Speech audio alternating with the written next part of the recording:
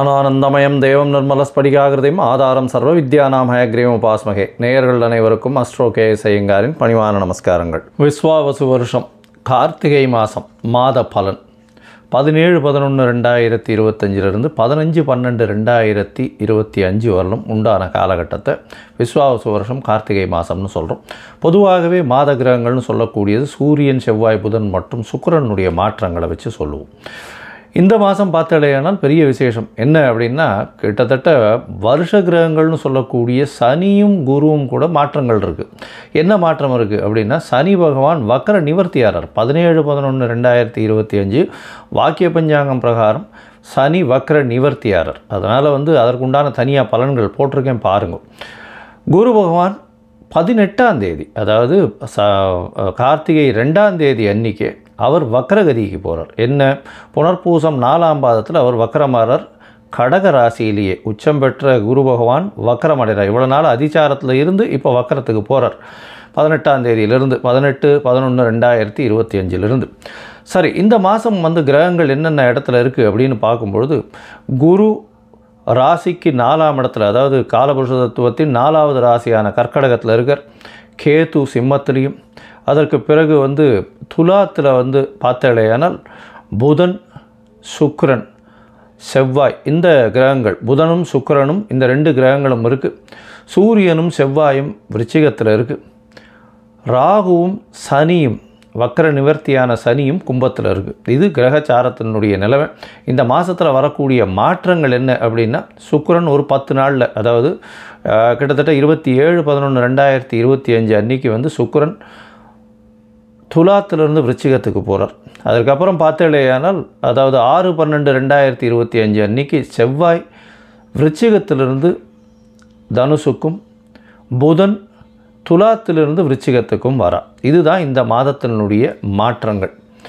சரி, இந்த மாதத்தில் பார்த்தாலேயானால் என்னென்ன விஷயங்கள் வருது அப்படின்னு பார்க்கும்போது, அதாவது விசேஷங்கள் வருது அப்படின்னு பார்க்கும்பொழுது, முடவன் முழுக்கு அப்படின்னு சொல்லுவாள். ஏன்னா ஐப்பசி மாதம்ன்றது துலா மாதம். துலா மாதம் ஸ்நானம் பண்ணுறதுக்கு ஒரு முடவன் காவேரி கரையை நோக்கி வரும்பொழுது ஐப்பசி மாதம் முடிஞ்சிருத்தும். அதனால் அடுத்த நாள் கார்த்திகை 1ஆம் தேதி அன்றைக்கி அவன் காவேரியில் குளிக்கிறதாகவும் அவனுக்கு பெருமாள் இது பண்ணார் அப்படின்றது முடவன் முழுக்கு அப்படின்றது கார்த்திகை 1ஆம் தேதி அன்றைக்கி ரொம்ப விசேஷமான காலம். அன்றைக்கி காவேரியில் குளித்தாலும் துலா ஸ்நானத்துக்கு உண்டான எல்லா விதமான விஷயங்களும் எல்லா விதமான பலன்களும் கிடைக்கும். சரி, அதற்கு பிறகு பார்த்தாலேயானால் கார்த்திகை அமாவாசை, அது என்றைக்கு அப்படின்னு பார்த்தோம்னா 20-11-2025 கார்த்திகை அமாவாசை. 24-11-2025 அன்றைக்கி வாஸ்து கண் விழிக்கும் நாள். மிகவும் ஏற்றமான காலம். புதுசாக வீடு மன பூஜை போடுறது, அடிக்கால் இது பண்ணுறது. அதாவது 24-11-2025 அன்றைக்கி காலை 10:14 11:44 வரலும் 1.5 மணி நேரம். இந்த காலகட்டத்தில் அதாவது வாஸ்து புருஷன் கண் விழிக்கிறார், காலை கடன்களை முடிக்கிறார், ஸ்நானம் செய்கிறார், பூஜை புனஸ்காரங்கள் செய்கிறார். அதற்கு பிறகு அவர் போஜனம் செய்கிறார், தாம்பூலம் தருகிறார். இந்த மாதிரியான 5 வகையாக இந்த 1.5 மணி நேரம் 90 நிமிஷத்தை பிரித்து 18 நிமிஷமாக பிரிக்கிறோம்.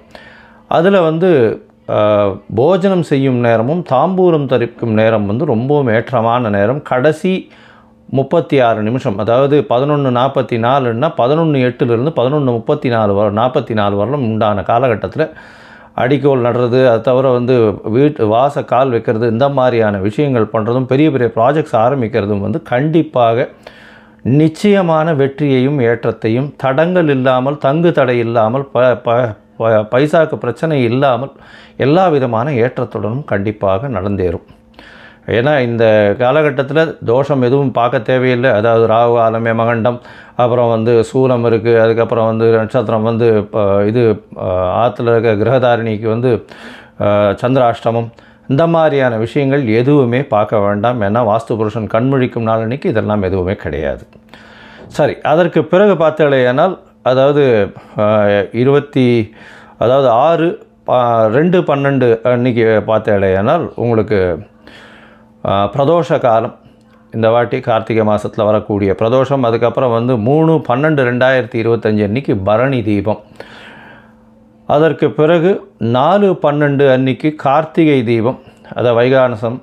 அதை தவிர பாஞ்சராத்திரம்னு சொல்லக்கூடிய அவர்கள் வழிவந்த கோவில்கள் எல்லாவற்றிலுமே வந்து அந்த காலகட்டத்தில் நடக்கிறது. வைஷ்ணவாளுக்கும் அன்றைக்கே கார்த்திகை தீபமாக இருக்கும்.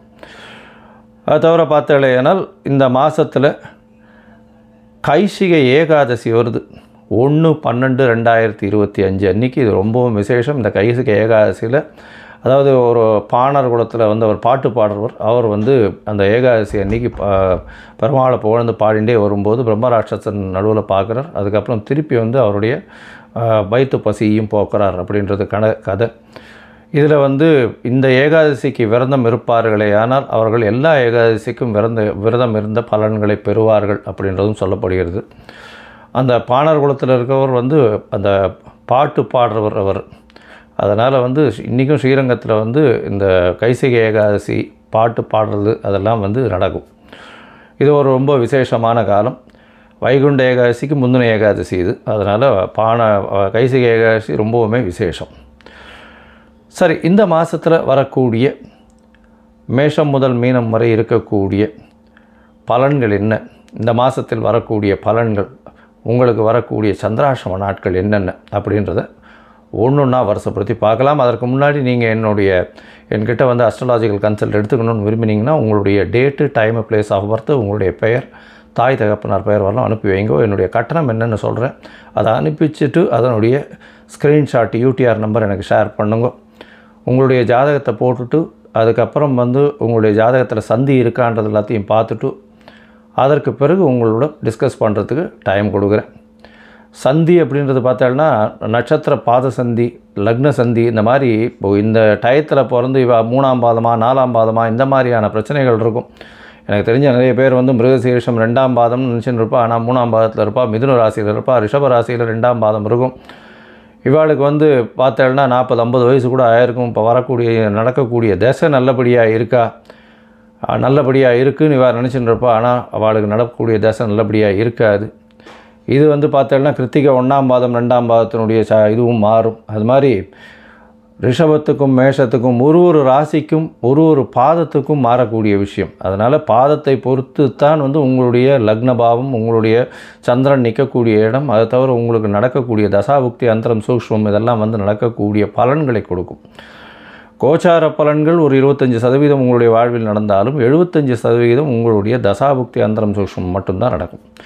சரி, இப்போது ஒரு ராசியாக மேஷம் முதல் மீனம் வரை இந்த விஸ்வாவசு வருஷம் கார்த்திகை மாதம் எப்படி இருக்குது அப்படின்றத பார்க்கலாம். தனுசு, மூலம், பூராடம், உத்திராடம் இந்த 3 நட்சத்திரம் 9 பாதங்களை கொண்ட ராசியின் அதிபதி அப்படின்னு சொல்லக்கூடியவர் குரு.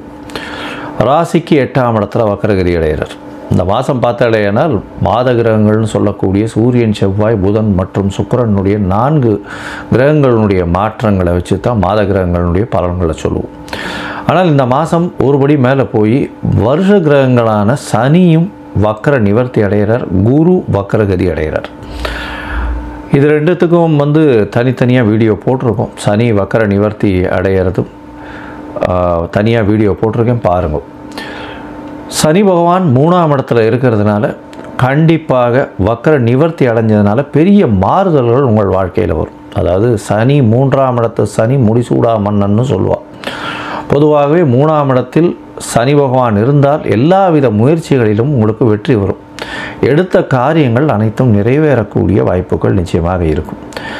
8ஆம் இடத்துல வக்கரம் பெற்று இருக்கார் ராசிநாதன் அப்படின்னா கவலைப்பட தேவையில்லை. உச்சம் பெற்று வக்கரம் பெற்று இருக்கிறதுனால நல்ல ஒரு ஏற்றத்தை கொடுக்கக்கூடிய காலகட்டமாக இருக்கும். மறையலை இப்போது இந்த தனுசு ராசிக்காரர்களுக்கு 8ஆம் இடத்துல குரு இருக்கிறது மறைவு ஸ்தானம்ன்றது சொல்லக்கூடாது. ஏன்னா 8ஆம் இடத்துல உச்சம் பெற்று போகிறார். அதனால் நல்ல ஒரு ஏற்றம் கிடைக்கக்கூடிய காலகட்டமாக அமையும். உங்களுடைய ராசிக்கு பார்த்தலையானால் 12ஆம் இடத்துல வந்து சூரியன், செவ்வாய் 2 கிரகங்கள் இருக்குது, வலுப்பெற்று போகிறது. அதனால் தூக்கம் கெடக்கூடிய வாய்ப்புகள் இருக்கும். வெளிநாடு வெளியூர் ஷார்ட் ட்ரிப் போயிட்டு வரக்கூடிய வாய்ப்புகள் நிச்சயமாக இருக்கும். ஏன்னா ஆட்சி பெற்ற செவ்வாய் இருக்கிறதுனாலையும் குருவின் பார்வை இருக்குது. அதனால் வெளிநாடு போயிட்டு வரக்கூடிய வாய்ப்புகள் நிச்சயமாக உண்டு. முயற்சிகள் எல்லாம் வெற்றி பெறக்கூடிய வாய்ப்புகள் உண்டு. 11ஆம் அதிபதி 11ஆம் இடத்துல இருக்கிறதுனால லாபங்கள் அதிகமாக இருக்கும். தொழில் பெரிய ஏற்றத்தை கொடுக்கக்கூடிய வாய்ப்புகள் இருக்கும். சொந்த தொழிலில் அதீத லாபம் கிடைக்கக்கூடிய வாய்ப்புகள். 10ஆம் அதிபதி 11ஆம் இடத்துல இருக்கிறது பெரிய விசேஷத்தை கொடுக்கக்கூடிய வாய்ப்புகள் உண்டு. 10, 11 அதிபதிகள் சேர்ந்து இருக்கு. அதனால் எந்த தொழிலாக இருந்தாலும் தொழிலில் அதீத வெற்றி இருக்கும். அதுவும் இந்த டீச்சிங்கில் இருக்கிறவங்களுக்கு பெரிய ஏற்றம். அது தவிர தங்கம் அந்த மாதிரியான வியாபாரம் பண்ணுறவர்களுக்கு பெரிய ஏற்றம் இருக்கும். அது தவிர இந்த ரிசர்ச் பண்ணுறவங்களுக்கு அது ஒரு பெரிய ஏற்றத்தை கொடுக்கக்கூடிய வாய்ப்புகள் உண்டு. மர ஆசாரிகள், வாசற்கால் பண்ணுறவங்க, இவங்களுக்கெல்லாம் பெரிய ஏற்றம் இருக்கும். இந்த முகப்பு பண்ணுறவங்க, அவங்களுக்கு ஒரு பெரிய ஏற்றம் கிடைக்கக்கூடிய வாய்ப்புகளாக இருக்கும். இந்த மாதம் பார்த்தாலேயானால் உங்களுடைய ராசிக்கு 9ஆம் அதிபதி 12ஆம் இடத்துல இருக்கிறதுனால தந்தையின் உடல்நிலையில் சற்று பின்னடைவு இருக்கும். இருந்தாலும் 9ஆம் அதிபதி 12ஆம் இடத்துல இருக்கிறதுனால வெளிநாடு போய் படிக்கக்கூடிய பாக்கியத்தை நிச்சயமாக கொடுப்பார். 12ஆம் இடத்தின் அதிபதியும் ஆட்சி பெற்றிருக்கார் செவ்வாய். அதனால் ஷார்ட் ட்ரிப், வெளிநாடு வெளியூர் போகக்கூடிய வாய்ப்புகள் நிச்சயமாக இருக்கும். தூக்கம் நிச்சயமாக கலையும். வேலைகள் நிச்சயமாக கிடைக்கும். புதிய வேலை மாறுதல்கள் பெரிய ஏற்றத்தை கொடுக்கக்கூடிய காலகட்டம். ஏன்னா உங்களுடைய 10ஆம் அதிபதி அப்படின்னு சொல்லக்கூடிய 11ஆம் இடத்துல இருக்கிறதுனால கண்டிப்பாக வேலைக்காக அதிகமாக ஓடக்கூடிய காலகட்டமாக அமைப்போகிறது. இந்த மாதத்தில் பார்த்தோம்னா 11ஆம் இடமும் வலுப்பெற்று போகிறது. சுக்கிரனும் புதனும் சேர்ந்து இருக்கிறதுனால நல்ல ஒரு ஏற்றம் கிடைக்கக்கூடிய காலகட்டமாக அமைகிறது. மொத்தத்தில் பார்க்கும்பொழுது இந்த தனுசு ராசிக்காரர்களுக்கு ஏற்றம் மிகுந்த மாதமாக இந்த கார்த்திகை மாதம் அமைய போகிறது. 3ஆம் இடத்தில் சனி பெரிய மாறுதல்களை ஏற்படுத்த போகிறார். உங்களுக்கு எல்லா விதத்திலும் பெரிய ஏற்றத்தை கொடுக்கக்கூடிய காலகட்டமாக இருக்கும். உங்களுடைய உடல்நிலையில் நல்ல ஒரு ஏற்றம் இருக்கக்கூடிய வாய்ப்புகள் நிச்சயமாக இருக்குது. ராசியிலேயே 5ஆம் அதிபதி உட்கார போகிறார். அதாவது செவ்வாய் உட்கார போகிறார். பெரிய ஏற்றம் கிடைக்கும். மகாலட்சுமி யோகம் கிடைக்கக்கூடிய வாய்ப்புகள் நிச்சயமாக உண்டு. உங்களுக்கு செய்யக்கூடிய தொழிலில் அதீத லாபம் கிடைக்கக்கூடிய வாய்ப்பு, மூத்த சகோதர சகோதரிகள் மூலியமாக நல்ல ஒரு ஏற்றம் கிடைக்கக்கூடிய வாய்ப்பு உண்டு. இளைய சகோதர சகோதரிகளோடு சில பிணக்கம் ஏற்படக்கூடிய வாய்ப்புகள் உண்டு. ஏதாவது சொல்கிறாள், பேச்சு தகராறு, ஒருத்தருக்கு ஒருத்தர் மிஸ் அண்டர்ஸ்டாண்டிங் அதெல்லாம் சொல்கிறா இல்லையா, அதனால் அது இளைய சகோதர சகோதரிகளோடு கண்டிப்பாக ஏற்படும். ஏன்னா 3ஆம் இடத்துல சனி பகவான் சுபர்கள் பார்க்காம இருக்கிறதுனால நிச்சயமாக அந்த பிரச்சனைகள் வரக்கூடிய வாய்ப்புகள் உண்டு. 11ஆம் இடத்தில் இருக்கக்கூடிய சுக்கிரன் 12ஆம் இடத்துக்கு வர்றதுனால அந்த காலகட்டத்தில் கணவன் மனைவிக்குள்ளே உண்டான அந்யோன்யம் நல்லபடியாக இருக்கும். குருவின் பார்வையும் இருக்கிறது நல்ல ஒரு விசேஷத்தை கொடுக்கும்.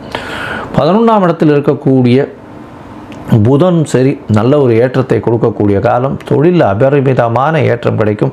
தொழிலில் அதீத லாபம் கிடைக்கும். உங்களுடைய முயற்சிகள் எல்லாம் வெற்றி பெறும்னு சொன்ன சில காலகட்டங்கள் முயற்சிகளை தள்ளி போடுறது நல்லது. அந்த சில காலகட்டங்கள் சந்திராஷ்டம காலகட்டங்கள்னு சொல்கிறோம். சந்திர பகவான் ராசிக்கு 8ஆம் இடத்துல இருக்கும்போது சந்திரன் கண்டிப்பாக மனநிலையை கெடுப்பார். உங்களுடைய சரியான கரெக்டாக டெசிஷன் எடுக்கிறத கெடுக்கக்கூடிய வாய்ப்பு உண்டு. அதனால் சரியான டெசிஷன் எடுக்கணும் அப்படின்னா இந்த சந்திராஷ்டம நாட்களை தள்ளி வைப்பது நல்லது. இந்த சந்திராஷ்டம நாட்கள்னு சொல்கிறது பார்த்தாலேயானால் உங்களுடைய ராசிக்கு 7/12/2025 10/12/2025 வரலும் உண்டான நாட்களாக இருக்குது. இந்த சந்திராஷ்டம நாட்களில் புதிதாக எந்த ஒரு முயற்சி வேண்டாம். வெளியூர் வெளிநாடு பிரயாணம் வேண்டாம். பொறுமையாக இருக்கிறது நல்லது.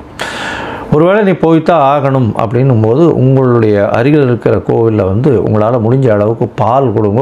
அபிஷேகத்துக்கு பால் அபிஷேகம் பண்ணுறதுக்கு கொடுத்தோன்னா சந்திராஷ்டமத்தின் தாக்கம் குறையும். நீங்கள் இந்த மாதம் பார்த்தோன்னா இந்த மூக்கு கடலை அருகில் இருக்கக்கூடிய விநாயகர் கோவில்லையோ இல்லைன்னா ஆஞ்சநேயருக்கோ வியாழக்கிழமை அன்னைக்கு போய் வேக வச்ச மூக்கு கடலை சுண்டல் பண்ண சொல்லி எல்லாருக்கும் விநியோகம் பண்ண சொல்லுங்கள். இந்த மூக்கு கடலை தானமாக கொடுக்கறதன் மூலியமாக உங்களுடைய பிரச்சனைகள், பணத்தட்டுப்பாடுகள் எல்லாமே குறையக்கூடிய வாய்ப்புகள் நிச்சயமாக உண்டு.